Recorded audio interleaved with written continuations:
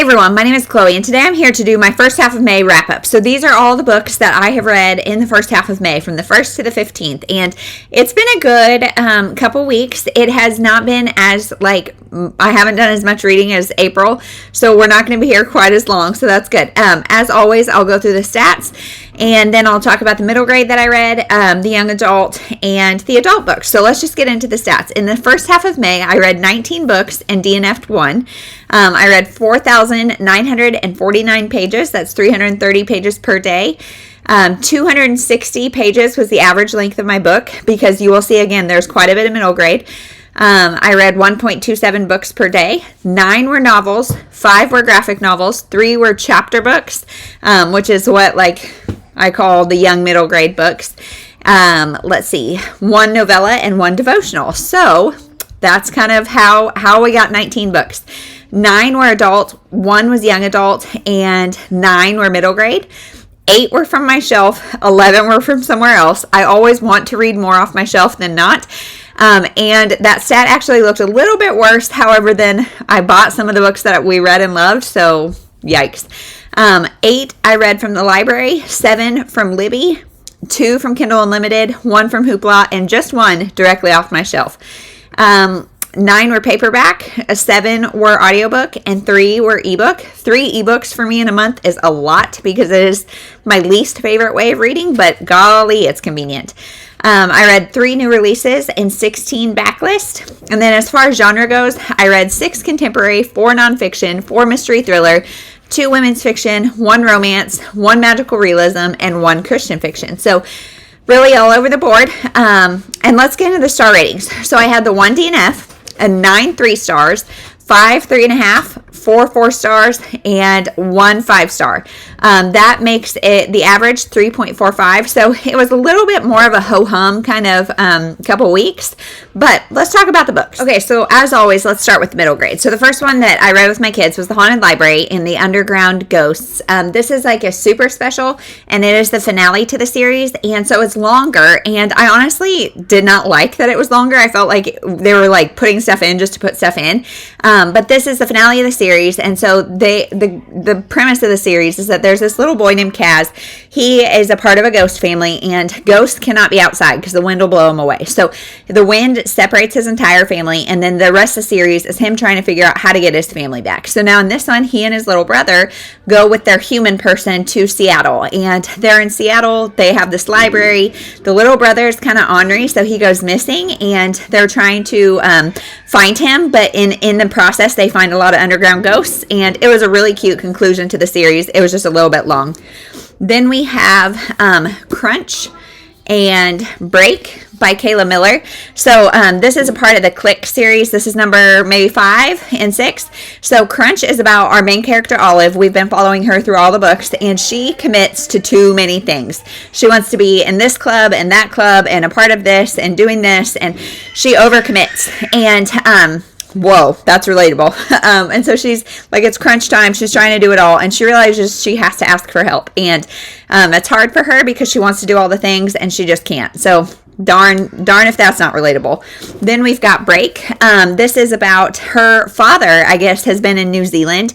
Her parents are divorced. He went to New Zealand for a job or something, and is not really around, and now he's moved back to the city. So they live in the suburbs of some city. I don't think it's ever named what city, but he moves to the city. So for spring break, her and her little brother have to go spend spring break with their dad in the city. She is not about that, because she is in that tween teen age where she's really resentful of his lack of presence, and so she's not happy about it. But she does have a friend in the city, so she gets to do some stuff with him, and it's about her father and her kind of coming to terms with their relationship and starting to work on it. And it was really cute. And I think if you are a child of divorce, this might be a really good book to feel seen in. So I really like this series. And these are the 2 that I bought, so we would have them on our shelves. Next, we have a spin-off series. Because I love that series so much, I thought I would try the spin-off. And so it's Besties Work It Out and Besties Find Their Groove. These books are by Kayla Miller, who is the author of those, as well as Jeffrey Canino. And these are 2 girls that are friends of Olive's in the series, and it's following them. In this one, they try to get a job, and so they're cat sitting, dog sitting, I can't remember what. They break a lamp. They're trying to cover it up. They're trying to earn money to cover up their, mistake. And I have read that trope so many times, especially in middle grade graphic novels, and I just felt like this one did not do great by it. And the girls get in a fight. There's a lot of stuff that was just a 3-star, not very good. I'm happy to say this next one, Besties Find Their Groove, was a little bit better. It's shorter, and I think that helped. But I just don't really like this spinoff series. This is about a school dance, and the girls are trying to find dates, and then they're realizing, do we actually need dates? Like, what's all this about? This one is plus size, and so there's conversation around not being able to find clothes that fit her body in standard stores, and I really like that. There's some sibling stuff going on with this one, but this one was okay, and you can definitely read them out of order. They have nothing to do with each other except they follow the same character. So yeah, this one was all right. Okay. Then we DNF'd The Case of the Stolen Sixpence, and this is The Mysteries of Maisie Hitchins by... Let's see, Holly Webb, Webb writes a lot of books that we really like, and I was surprised how much we dislike this one. This one, gave British Harriet the Spy vibes, but it's really weird. Like, first of all, the writing, like, trying to read this out loud, it was very, it was weird. It was just hard to read out loud. And then they're like, it's for a young audience, and yet there's, like, really weird, like, not gruesome, but like murder, theft, in very like interesting terms, all within the first chapter. So we DNF'd it at the first chapter, and this just won't be for us. Then we have a new favorite, The Treasure Troop by Dori Hillestad Butler. She's the same one who wrote the Haunted Library series, and this is about a group of 3 kids who, they all go to the same school. I think they're in the same class, but they're not friends. Until this old man dies, and for some reason leaves them things in his will. So Marley is our main character, and she was his neighbor, and these 2 other kids also had a relationship with him for whatever reason, and Mr. Summerling is the guy's name. He was always looking for treasures. He had a metal detector that he took everywhere with him, and he was always looking for treasures. So they go to the reading of his will, and they think he's going to have left them money or something, and he didn't. He left them a scavenger hunt to find whatever he left them, and it was really fun. All the clues were different and fun, and for I would say young middle grade reader, or like early to middle elementary school, this was really great age appropriate clues that they could try to figure out themselves. And it's a 4-book series. We're reading number 2 as we speak, and it was really good. Then we have Not Enough. This is a graphic novel by Maria Scrivan, I believe. This is about a girl named Natalie who just thinks she's not enough. She's not enough of anything.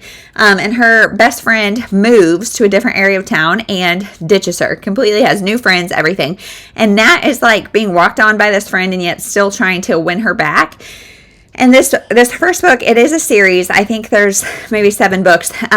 This first book had almost no character growth, and I mean, there was a very small amount where she finds other friends, but this was just like not good. Not a good example of what I would want my girls to do in the same situation, so I'm not going to continue on. Then we've got the last one that we read together, which was Adventures with Waffles by Maria Parr. This is a book about 2 kids and their summer adventures. We've got Trill, who is this boy who has a big house, a big family, just kind of a crazy fun life. And then we've got what's her name, Lena, I think. She just lives with her mom in a tiny little house next door, and the 2 are best friends, and they spend, we get the book from Trill's perspective, and he says Lena's his best friend, but he's kind of insecure that maybe she doesn't feel the same about him, and they spend the summer together. There's a lot of ups and downs. The thing that I didn't love about this book is there's like really heavy things that are just dropped in there, like somebody dies, and it's just like the next morning it's like, well, she was dead, like it just kind of came out of nowhere, and we were like, wait, what? And all the stories kind of felt like, instead of a continuous story, they almost felt like a series of short stories. And I don't know if that's intentional or not, but this book was okay. It was definitely heavy at times, and a little heavier than I would have probably chose for my 6 and 4-year-old if I would have known, but it was still a cute read, and yeah, I would recommend it. Then last for middle grade is my girls and I read a devotional every day. And so this is the third in the Louie Giglio like God and Science series. This is The Wonder of Creation, 100 more devotions about God and science. So all of these, they have like a different bit of science information and they connect it to the Bible. And a lot of these, honestly, like we like the first two books, but honestly, a lot of these were a big stretch. Like getting from the science point to the biblical point was a big stretch. And for me as an adult reading it, it's like, okay, I can see where they're trying to connect that. But as a kid, it's like, this seems so unrelated that it's hard to apply. So this was my least favorite, but it was still okay. So that is it for the middle grade. The young adult I'm not going to talk about, and there's a couple that I'm going to be somewhat short with here because they are for either my book haul revisit or some other project. So let's get into the adult books. So first, I should probably take the borrowing sticker off, but I read Live, Learn, Love Well, Lessons from a Life of Progress, Not Perfection by Emma Lovewell. So Emma Lovewell is a Peloton instructor, and I really like her. She is half Chinese and half Caucasian, and this book is about her experience growing up, basically, and kind of again, trying to figure out where she belongs. She's not Chinese enough to fit in the Chinese culture, not American enough to fit in the American culture. I mean, she's American, she's born American, but kind of trying to honor her heritage as well as, like, be an American kid like she is.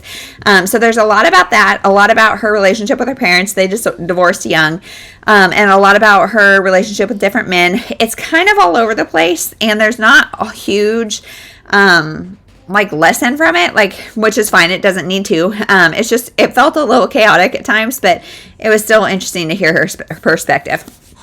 Then we have This Spells Love by Kate Robb, which I really like this book. This is kind of a road not traveled, time travel type of book about a girl who just goes through a really bad breakup, and she wishes with her aunt and sister or something like that, she wishes that she never would have had her ex in her life, like never would have met him.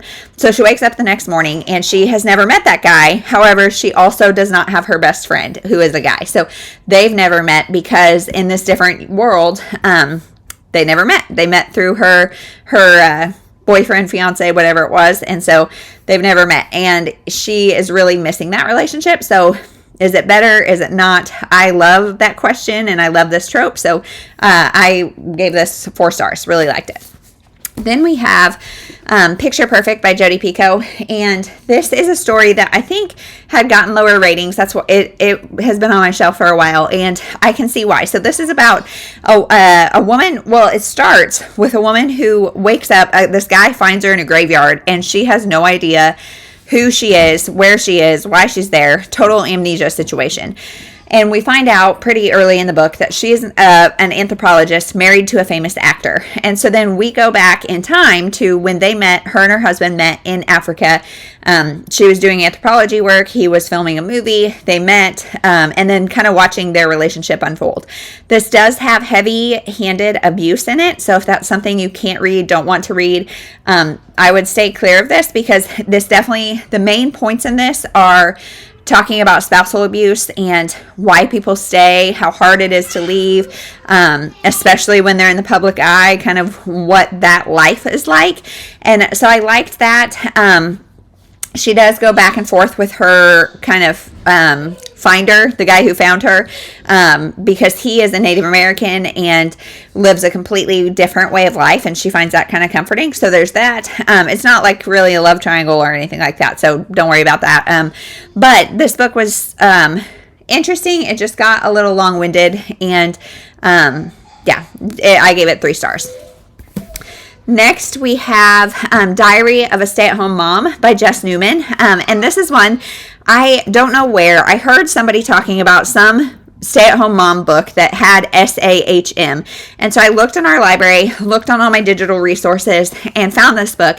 And this is just a woman's diary as a stay-at-home mom. She for a year, she writes in this kind of journal. She is British. She has 3 kids. And it's just her kind of musings about life, but she is definitely a Christian. So this is Christian nonfiction about, how God's influencing her. And there were a lot of really good quotable times. I read some of them in my birthday book tag that I will link down below, but there are definitely some things that really resonated with me as far as my purpose as a mother and an individual, like as a human, prior to motherhood and post motherhood. There is no post motherhood, but once my kids are bigger, and just my identity in Christ, I felt a lot of it really relatable. However, there's also some that I was like, okay, so it's short, it's fun. I probably highlighted 6 or 8 passages that really were meaningful to me, but the rest was just kind of fluff, so I gave it 3.5 stars.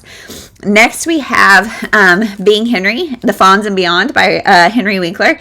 So I heard about this from Sharon, which is one of my followers and patrons, and a person that I really like and read similarly to. She said this was really fun, and it was. I listened to this on audio, which is read by Henry Winkler himself, and it's just kind of his life story. And there was a lot about him that I didn't know, and that was interesting. And I know he is a fan of Patrick Mahomes, who is the Chiefs quarterback. I live in Kansas City, so we're a big fan of the Chiefs. So he comes to some Chiefs games and things. And I just thought it was fun to get to know him a little bit better. This book does spend an excessive amount of time in his career, talking about his career, different jobs he has and all that kind of stuff. And I was kind of over it by the time it was over. But it was fun getting to know a little bit more about him. Okay, so the next 3 are for a video that will be coming out pretty soon. So I'm not going to talk a lot about them, but I read A Cry in the Night by Mary Higgins Clark. And this one is about a woman who is a single mom to 2 girls. Their dad, her ex-husband, is a struggling actor who always comes to her for money and is just kind of not helping out in any way, shape, or form. Doesn't seem to care about the girls at all, just uses her for money. She works in an art gallery, and then she meets this artist who's kind of there, and he instantly is trying to woo her. And this takes place in New York City, and he asks her to move to Minnesota, where his family estate is. And so she kind of packs up, moves to Minnesota with her 2 girls, and within a month they're married. And then she starts finding out more about this guy that maybe isn't what she thought. And I actually really like this one. You'll see more of my thoughts in that, but this book definitely starts with a bang and has you interested at least enough to continue on and see. It's one of those prologues that's boom, here's where we are today, and then let's go back. And I really like those, so I like this. Next, we have The Atonement Child by Francine Rivers. This is my first Francine Rivers. I've been a little intimidated by her, but this is about a woman who is a strong Christian college student engaged to a pastor, lives a very pure life, and then something happens to her, and a child results out of that, and what we do with that. Then we've got Where Are You Now by Mary Higgins Clark. This is a book about a woman who every year her and her mother get a phone call from her lost brother on Mother's Day saying hey, I'm good, don't look for me. And he's been missing, and so he only calls on Mother's Day. They can't track it. Yada, yada, yada. So the rest of the book is her trying to figure out what happened to her brother. There's also other people going missing, and so are they connected? Are they not? That's this story. So that is everything that I read in the first half of May. Goodness, what is time? I don't even know. Time's flying, and I don't know what day it is. But yeah, that's everything. Let me know if you've read any of these books. Let me know if you're interested in any of these books now that you've heard about them. And that's it. We'll see you in the next one. Thank you so much for watching.